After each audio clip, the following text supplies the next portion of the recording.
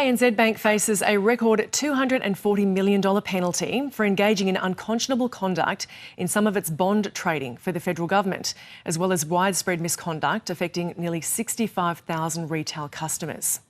The corporate regulator will ask the federal court to impose the penalty in relation to 4 separate proceedings spanning misconduct across the bank's institutional and retail divisions.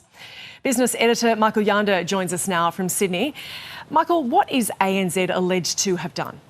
Look, to put it simply, there's 2 main elements. One affects the federal government and bond trading, and the other affects retail customers. So to that first one, ANZ was the lead bank on a $14 billion bond raising by the federal government. The federal government uses private sector banks to sell its debt into the market. What is alleged to have happened is that ANZ dumped a large chunk of that 10-year government debt on the market at the same time, pushing down the price in a very unusual way. Usually these bond sales are spread over the whole day. There was a concern that ANZ had done so to manipulate the bond market for its own profit. The bank hasn't admitted to that. It has admitted in mishandling the sale though, and therefore is paying a very large penalty for that. It also failed to properly report its bond trading for 2 years. Its figures were inaccurate and overstated the amount of bond trading it was doing, which the regulator says allowed ANZ to win more government contracts to sell those bonds. Now, on the customer side, there's 3 main elements here. The first is misadvertising savings account rates. ANZ was offering introductory special rates, but due to a failing in its systems, about half of the customers who signed up for these special introductory rates didn't get the bonus interest. So it's put its hand up for that and remediated the customers.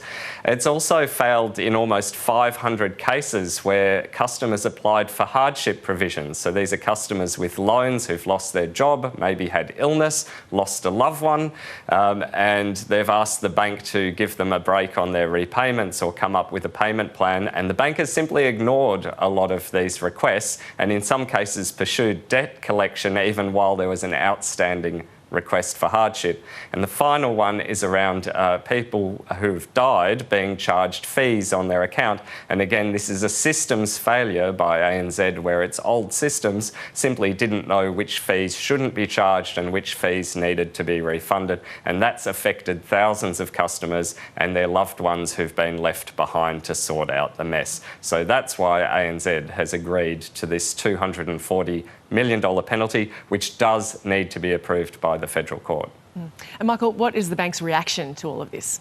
Look, a fairly unreserved apology from the chairman and also the relatively new chief executive, Nuno Matos, who's only been in the job a few months. Of course, last week we found out that ANZ plans to cut 3,500 jobs over the next year, plus 1,000 contractors.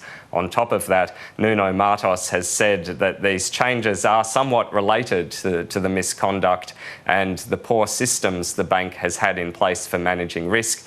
ANZ says it will be spending well over $100 million trying to improve its non-financial risk management systems. Between that and the fine, one can imagine that the job cuts in part have been necessary to pay for this. The bank also says a lot of the executives involved have had their bonuses docked and some senior executives have lost their jobs over this misconduct. Our business editor, Michael Yander, thank you. Thanks.